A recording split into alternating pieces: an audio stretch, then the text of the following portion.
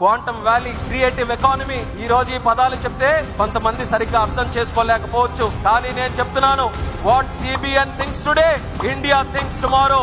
తర్వాత చంద్రబాబు నాయుడు గారి తాలూకా నాయకత్వంలో ప్రజల వద్దకు పాలన, జన్మభూమి, పనికి ఆహార పథకం, డ్వాక్రా సంఘాలు, ఐటీ రెవల్యూషన్ తో సైబరాబాద్ లాంటి నగరాలు, జీనోమ్ వ్యాలీ, కోవిడ్ సమయంలో వ్యాక్సిన్ ఎక్కడ తయారవుతుందో ఎవరికి తెలియని సందర్భంలో హైదరాబాద్ లో ఈ మహానాయకుడు పెట్టినటువంటి జీనోమ్ వ్యాలీ కొన్ని కోట్లాది మంది ప్రజలకి కోవిడ్ నుంచి కాపాడిందనంటే అది ఒక వ్యక్తికి ఉండాల్సినటువంటి దూరదృష్టి. అలాగే హైవేస్, టెలికాం, పవర్ రిఫార్మ్స్, వీటన్నిటికీ కూడా కేంద్ర స్థాయిలో ఆ రోజు ఆ రిఫార్మ్స్ కి నాంది పలకడానికి చంద్రన్న తాలూకా హస్తం ఉండడానికి ఎక్కడ డౌట్ లేకుండా మనం చెప్పుకోవచ్చు. ఎయిర్పోర్టులు, ఈ రోజు 160 ఎయిర్పోర్టులు ఉన్నాయి. రేపు మే 31వ తేదీన ప్రధానమంత్రి గారి ఆధ్వర్యంలో 162 ఎయిర్పోర్ట్లు అవబోతున్నాయి. ఈ దేశంలో 162 ఎయిర్పోర్ట్లు ఒకనప్పుడు ఈ పరిస్థితి ఉండేది కాదు. కానీ మొట్టమొదటిగా దేశంలో ఎయిర్పోర్ట్లు కూడా మనం నిర్మించాలి.